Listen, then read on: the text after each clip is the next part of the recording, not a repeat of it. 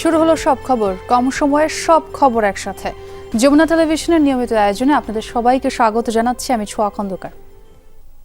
ইরানের মুহুর্মুহু ব্যালিস্টিক ক্ষেপণাস্ত্র হামলায় আবারও কাঁপল ইসরায়েল। নতুন করে অর্ধশত মিসাইল ছুড়েছে তেহরান, যা আঘাত হানছে উত্তর থেকে ইসরায়েলের দক্ষিণাঞ্চলে। এরই মধ্যে সময়ের সাথে পাল্লা দিয়ে বাড়ছে হতাহতের সংখ্যা। দুদিনে নিহত 14 ইসরায়েলি, আহত কয়েকশো। জবাবে ইরানের রাজধানী তেহরান সহ একাধিক স্থানে হামলা চালায় আইডিএফ। দুপক্ষের হামলা পাল্টা হামলার মাঝে এবারই প্রথম প্রকাশ্যে দেখা গেল ইসরায়েলি প্রধানমন্ত্রী বেনিয়ামিন নেতানিয়াহুকে।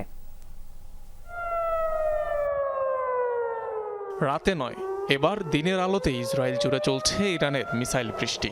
ইহুদি ভূখণ্ড লক্ষ্য করে আবারও দফায় দফায় অর্ধশত ব্যালিস্টিক ক্ষেপণাস্ত্র হামলা চালায় তেহরান। ফলাফল ধ্বংসস্তূপে পরিণত হচ্ছে তেল আবিব সহ বিভিন্ন শহর। ইসরায়েলের আকাশ প্রতিরক্ষা ব্যবস্থা ভেদ করে এসব ক্ষেপণাস্ত্র আঘাত হানে মধ্য উত্তরাঞ্চলের বিভিন্ন স্থানে।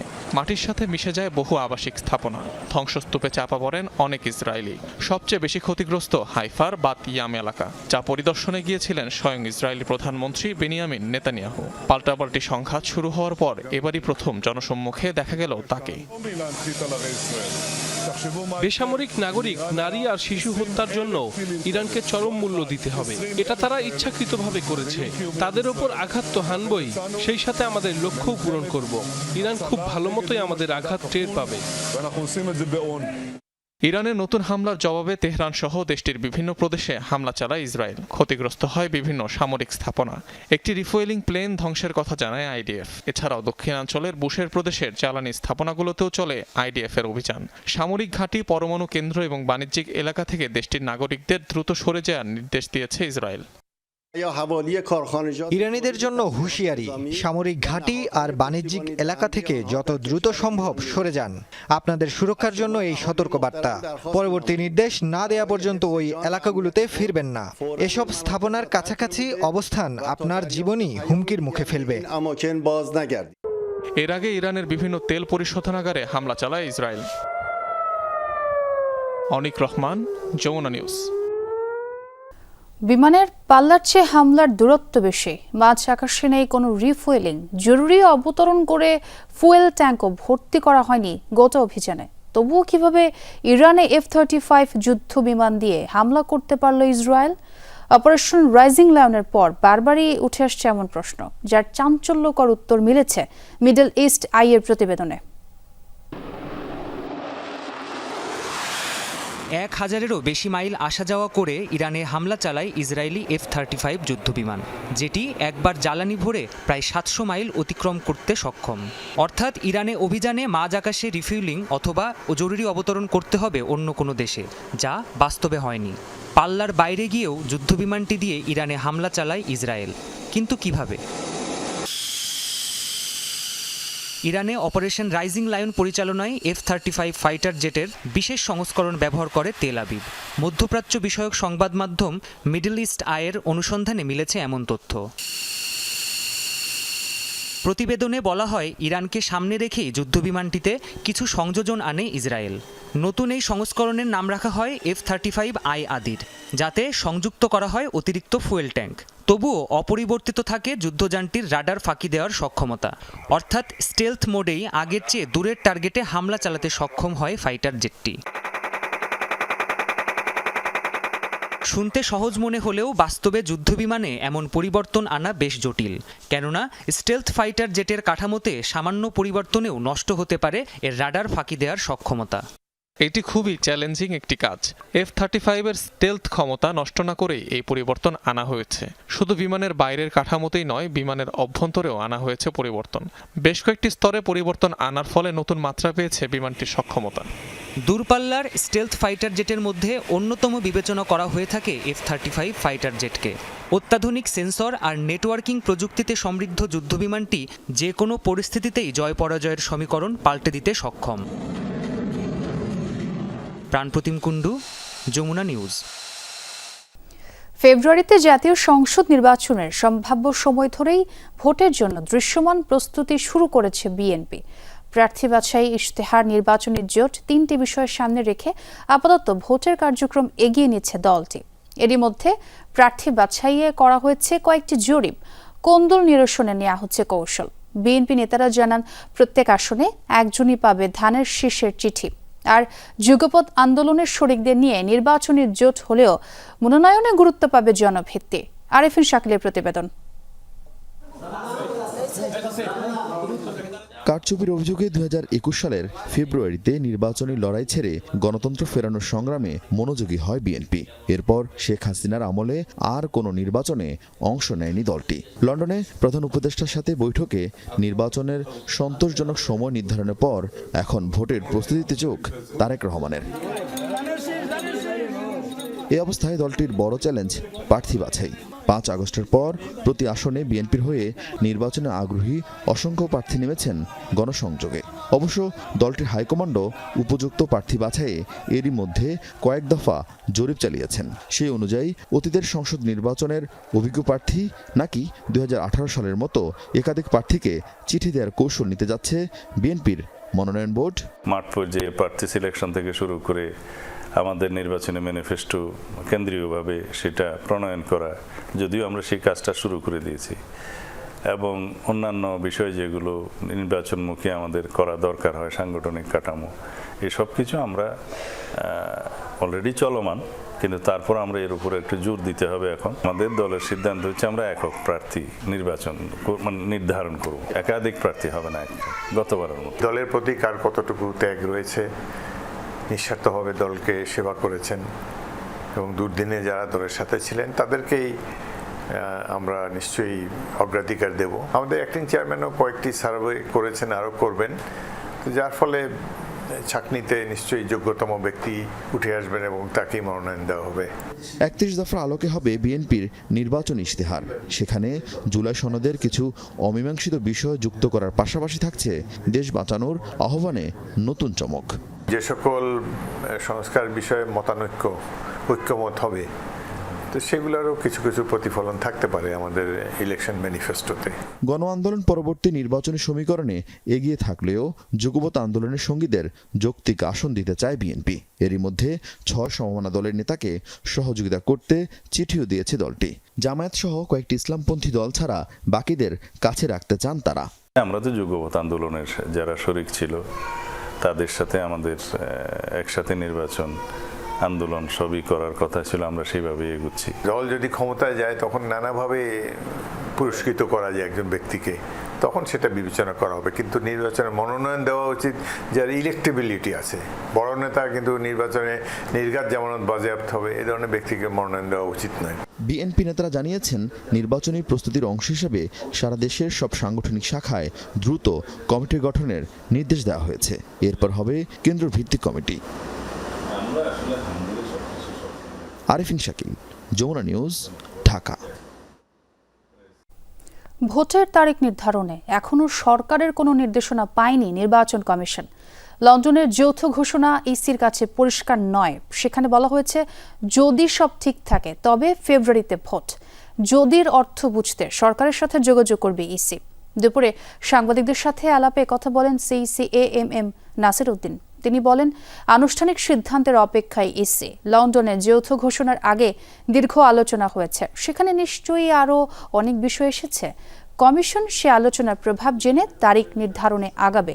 তবে ভোটের সব প্রস্তুতি নিয়ে রাখছে কমিশন। ভোটার তালিকায় তরুণদের অন্তর্ভুক্ত করতে আইন সংশোধন করা হচ্ছে বলেও জানান সিইসি।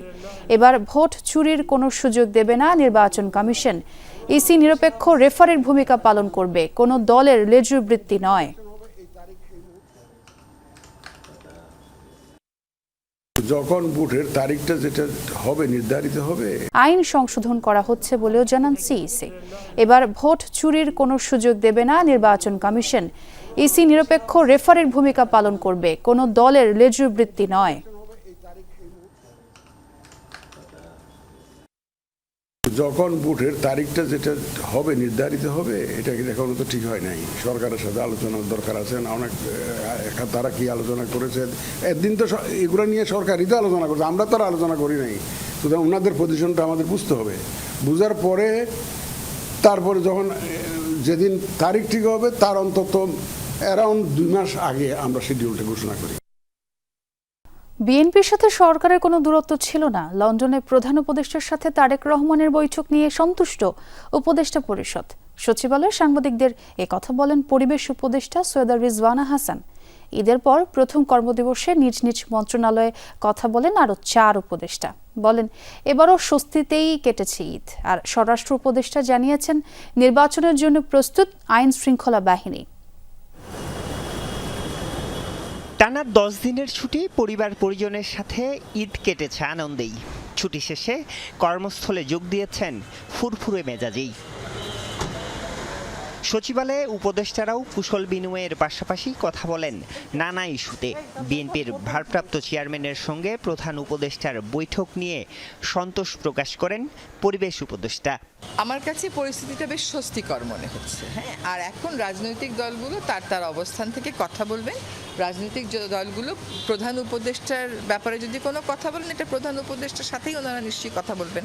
প্রসেসটা এমন, আপনি রাজনীতি বলেন, নির্বাচনী বলেন, গণতন্ত্রই বলেন আর সংস্কারই বলেন, প্রত্যেকটাই ডায়ালগের মাধ্যমে আগাতে হবে। আমি সেই জন্য ডায়ালগটা হচ্ছে এটাকেই একটা সুসংবাদ মনে করি। স্বরাষ্ট্র মন্ত্রণালয়ে অনুষ্ঠিত হয়েছে আইন শৃঙ্খলা সংক্রান্ত কোর কমিটির বৈঠক। উপদেষ্টা জানান নির্বাচন যখনই হোক প্রস্তুতি রয়েছে আইন শৃঙ্খলা বাহিনীর। নির্বাচনের ডেটটা তো ফিক্স করবে নির্বাচন কমিশন। ওনারা যেই সময় ফিক্স করবে, আমরা মনে হয় আমাদের আইন শৃঙ্খলা বাহিনী ওই সময় তারা প্রস্তুত। ভাবে যে পুলিশের কাজ হবে খালি 2টা বাড়ি মারবা, 2টা লাথি মারবা, ওই পুলিশ তো আমরা চাচ্ছি না। আমরা পুলিশটাকে মানবিক পুলিশ। এখন পুলিশ হলো মানবিক পুলিশ। এই জন্য লোকজন ভাবতেছে পুলিশ সচল হয় না, যেহেতু ভালো ব্যবহার করে এই জন্য ভাবতেছে পুলিশ কিন্তু আগের থেকে আরও বেশি অ্যাক্টিভ। এবার বাড়ি যাওয়ার সময় যানজট তৈরি হলেও ঈদ স্বস্তিতেই কেটেছে বলে মন্তব্য করেছেন সড়ক পরিবহন উপদেষ্টা। আর প্রাণী সম্পদ উপদেষ্টা বলেন কোরবানির পশুর সংকট হয়নি এবার। এইটা আমি বলবো না যে একদম ওই যে রমজানের মতো নির্বিঘ্ন হয়েছে, বাট ওভারঅল এটা আর কি যে ঠিক ছিল। আমাদের এখানে ওই যে ফিটনেসবিহীন গাড়ি অনেক আছে, এগুলো অনেকগুলো বিকল হয়ে রাস্তা বন্ধ করে দেয়। কোরবানি হয়েছে আমি জানি 97 লাখ বা এরকম, তার মানে যথেষ্ট ছিল। এবং ছোট গরু এবং দেশীয় গরু যেটা খামারিরা করে তারা পেয়েছেন, তো সেদিক থেকে এটা ভালো হয়েছে আর কি। যদিও বড় গরু এবার বিক্রি হয়নি, তার মানে রাজনৈতিক গরু মানে কোরবানি হয়নি আর কি। এদিকে নারী নির্যাতন বন্ধে সরকার বেশ কিছু নীতিগত সিদ্ধান্ত নিতে যাচ্ছে বলে জানিয়েছেন মহিলা ও শিশু বিষয়ক উপদেষ্টা। যে কাজগুলো হাতে নিয়েছি সেগুলোর বিকাশ ঘটতে, সেগুলোকে প্রতিষ্ঠিত করতে আরো কতদিন সময় লাগবে। আরিফুর রহমান সবুজ, যমুনা নিউজ, ঢাকা। আবারও স্বাগত, দেখছেন সব খবর। আন্দোলনরত এনটিআরসি এর নিবন্ধন প্রত্যাশীরা পুলিশের ব্যারিকেড ভেঙে মিছিল নিয়ে সচিবালয়ে প্রবেশের চেষ্টা করলে তাদের নিয়ন্ত্রণে সাউন্ড গ্রেনেড ও লাঠি চার্জ করে পুলিশ। তাদের ছত্রভঙ্গ করে দেওয়া হয়। 18তম শিক্ষক নিবন্ধন পরীক্ষার মৌখিকের ফলাফল পুনর্বিবেচনার দাবিতে আন্দোলন চলছিল।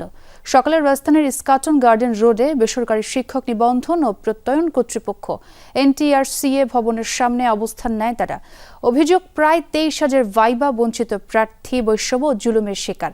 অনেকে সবগুলো প্রশ্নের সঠিক উত্তর দেওয়ার পরও ফেল করেছেন। কারো কারো অভিযোগ এনটিআরসিএতে বিগত ফ্যাসিস্ট সরকারের দোসররা আছে। অন্তর্বর্তী সরকারকে বিব্রতকর অবস্থায় ফেলতেই এ ফলাফল বিপর্যয়। কোরআনে কয়টা সূরা আছে আমি বললাম, তারপর বললো উহুদ যুদ্ধ কত সাল হয়েছে আমি বললাম, বদরের যুদ্ধ কত সাল হলো আমি বললাম, বললো মাশাআল্লাহ আপনি খুব ভালো হয়েছে, আসতে পারেন। তারপর আমি রেজাল্ট পেয়ে দেখি আমি ফেল। আমি নিজেই ভোরকার জন্য বাতিল হয়েছি। আমার বোর্ডে একজন শাড়ি পরেছে, সে এলাও হয়েছে। আমি 13টা প্রশ্নের উত্তর দেওয়ার পরেও যদি আমার ফেল আসে তখন আমাদের মন মানসিকতা কোথায় থাকে?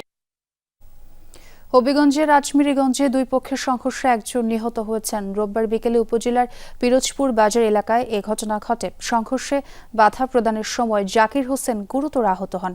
পরে উপজেলা স্বাস্থ্য কমপ্লেক্সে নেয়ার পর কর্তব্যরত চিকিৎসক তাকে মৃত ঘোষণা করেন। স্থানীয়রা জানায় গ্রামের শেকুল মিয়া ও জয়দুল মিয়ার মধ্যে দীর্ঘদিন ধরে জমি সংক্রান্ত বিরোধ চলছিল। জমির দখল নিয়ে সংঘর্ষে জড়িয়ে পড়েন উভয় পক্ষ। এতে আহত হয়েছেন কমপক্ষে 30 জন। খবর পেয়ে পুলিশ ঘটনাস্থলে পৌঁছে পরিস্থিতি নিয়ন্ত্রণ করেন। নারায়ণগঞ্জে চুরির অপবাদে 2 যুবককে নির্যাতনের ভিডিও ছড়িয়ে পড়েছে সামাজিক মাধ্যমে। অভিযোগ উঠেছে ইউপির সদস্যের বিরুদ্ধে। স্থানীয়রা জানায়, আলামিন, শান্ত ও পারভেজের চুরির কারণে অতিষ্ঠ হয়ে পড়েছেন তারা। স্কুল থেকে 9টি ফ্যান ও বৈদ্যুতিক মোটর চুরির প্রমাণ পাওয়ায় আলামিন ও পারভেজের বিরুদ্ধে শনিবার সালিশের আয়োজন করা হয়। এ সময় বারুদি ইউনিয়ন পরিষদের 1 নম্বর ওয়ার্ড সদস্য ওমর ফারুক ও মুসলন্দপুরের নূর মোহাম্মদ তাদের উপর নির্যাতন চালায়। এই ঘটনার একটি ভিডিও সামাজিক যোগাযোগ মাধ্যমে ছড়িয়ে পড়ে। সোনারগাঁও থানার ওসি জানান, এ বিষয়ে খোঁজ নিয়ে আইনি ব্যবস্থা গ্রহণ করা হবে। রংপুরের বেগম রোকেয়া বিশ্ববিদ্যালয়ের ছাত্র আবু সাইদ হত্যা মামলার তদন্ত প্রতিবেদন দাখিলে 1 মাস সময় বাড়ালো আন্তর্জাতিক অপরাধ ট্রাইব্যুনাল। 14 জুলাই এ মামলার তদন্ত প্রতিবেদন দাখিলের নির্দেশ দেওয়া হয়েছে। এছাড়া গাজীপুরের কোনাবাড়িতে কলেজ ছাত্র হৃদয় হত্যা মামলা ও যাত্রাবাড়ির তাইম হত্যা মামলায় তদন্ত প্রতিবেদন দাখিলে 2 মাসের সময় দিয়ে আগামী 17 আগস্ট দিন ধার্য করা হয়েছে।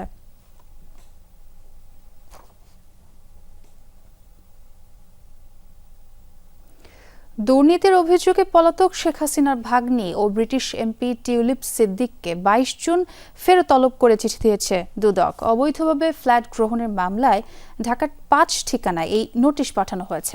এদিকে সাবেক অর্থমন্ত্রী সাইফুর রহমানের ছেলে নাসের রহমানের বিরুদ্ধে অনুসন্ধান শুরু করেছে দুদক। একই সাথে নাসের রহমানের সম্পদ জব্দ এবং ব্যাংক অ্যাকাউন্ট অবরুদ্ধ করতে সংশ্লিষ্ট কর্মকর্তাকে জানাতেও চিঠিতে বলা হয়েছে। দুর্নীতি দমন কমিশন থেকে মামলা রুজু করা হয়েছিল। উক্ত মামলার তদন্তকালে তদন্তকারী কর্মকর্তা জনাব রেজওয়ান সিদ্দিকের ঢাকায় বাংলাদেশে তার 5টি ঠিকানা পাওয়া গেছে। সেই ঠিকানাগুলোতে তাকে জিজ্ঞাসাবাদের জন্য পত্র প্রেরণ করা হয়েছে। সিলেটের জাফলংয়ে 2 উপদেষ্টার গাড়ি বহরের গতিরোধ করে বিক্ষোভের ঘটনায় মামলা করেছে পুলিশ। রোববার রাতে গোয়াইনঘাট থানার উপপরিদর্শক ওবায়দুল্লাহ মামলা দায়ের করেন। এ সময় বেআইনিভাবে সংঘবদ্ধ হয়ে সরকারি কর্মচারীকে গতিরোধ ও অবরোধ করে পেশাগত দায়িত্ব পালনে বাধা দানের অভিযোগ করেন তিনি। মামলায় বহিষ্কৃত যুবদল নেতা জাহিদকে প্রধান আসামি ও 9 জনের নাম উল্লেখ সহ অজ্ঞাত 159 জনকে আসামি দেখানো হয়। সিলেটের পুলিশ সুপার মাহবুবুর রহমান বলেন, দ্রুত অপরাধীদের ধরতে অভিযানে নেমেছে পুলিশ। গত শনিবার পরিবেশ উপদেষ্টা সৈয়দা রিজওয়ানা হাসান ও খনিজ সম্পদ উপদেষ্টা মোহাম্মদ ফাউজুল কবির খানের গাড়ি বহরের গতিরোধ করে বিক্ষোভ হয়। চলতি বছরের মধ্যে রূপপুর পারমাণবিক কেন্দ্র থেকে জাতীয় গ্রিডে বিদ্যুৎ সরবরাহ শুরু হতে পারে বলে জানিয়েছেন বিদ্যুৎ, জ্বালানি ও খনিজ সম্পদ উপদেষ্টা ফাউজুল কবির খান। রোববার ঢাকার রাশিয়ান যে অনুষ্ঠানে নিজের ভাষণে এই সুখবর দেন বিদ্যুৎ ও জ্বালানি উপদেষ্টা। অনুষ্ঠানে ঢাকায় নিযুক্ত রাশিয়ান রাষ্ট্রদূত আলেকজান্ডার খোজিন বলেন, ঢাকা এবং মস্কোর যে বন্ধন তা 2 দেশ এবং জনগণের জন্যই। 1945 সালে 12 জুন পারমাণবিক শক্তি হিসেবে বিশ্বে আবির্ভূত হয় রাশিয়া। সেই দিনটিকেই তারা জাতীয় দিবস হিসেবে পালন করে। 80তম জাতীয় দিবস উপলক্ষে ঢাকার রাশিয়া দূতাবাসের আয়োজনে দেশটির ঐতিহ্য তুলে ধরার পাশাপাশি ছিল দেশাত্মবোধক সাংস্কৃতিক পরিবেশনা। মার্চ শেষে ব্যাংকিং খাতে খেলাপি ঋণ বেড়ে দাঁড়িয়েছে 4,20,000 কোটি টাকার ওপরে। বিতরণ করা ঋণের 24.13%ই খেলাপি, যা বাংলাদেশের ইতিহাসে খেলাপি ঋণের নতুন রেকর্ড। চলতি বছরের প্রথম প্রান্তিকে খেলাপি ঋণ বেড়েছে 74,500 কোটি টাকার বেশি। বাংলাদেশ ব্যাংকের তথ্য অনুযায়ী চলতি বছরের মার্চ পর্যন্ত ব্যাংকিং খাতের বিতরণ করা ঋণের পরিমাণ 17,41,992 কোটি টাকা। রাষ্ট্রায়ত্ত বাণিজ্যিক ব্যাংকের বিতরণ করা ঋণের প্রায় অর্ধেকই খেলাপি। ইসরায়েলের সাথে লড়াইয়ে ইরানকে সামরিক সহায়তা দেওয়ার খবর সম্পূর্ণ ভিত্তিহীন বলে দাবি করেছে পাকিস্তান। সংবাদ মাধ্যম জিও নিউজ জানিয়েছে, সামাজিক যোগাযোগ মাধ্যমে ছড়িয়ে পড়া এ তথ্যটিকে সম্পূর্ণ গুজব দাবি ইসলামাবাদের। ইসরায়েলে হামলা চালানোর জন্য ইরানকে ব্যালিস্টিক ক্ষেপণাস্ত্র ও সামরিক সহায়তা সরবরাহ করার মতো কোনো মন্তব্য করেনি দেশটি, বরং অভিযোগ জানিয়েছে এটি ভারতীয় ও অন্যান্য সংশ্লিষ্ট গণমাধ্যমের একটি অপপ্রচারের অংশ। তবে আগ্রাসনের প্রতিবাদ জানাতে বিশ্বের সকল মুসলিম দেশকে ইসরায়েলের সাথে সম্পর্ক ছিন্ন করার আহ্বান জানিয়েছেন পাকিস্তানের প্রতিরক্ষা মন্ত্রী। আর এই ছিল সব খবরের আজকের আয়োজন। এতক্ষণ যারা সঙ্গে ছিলেন সবাইকে ধন্যবাদ।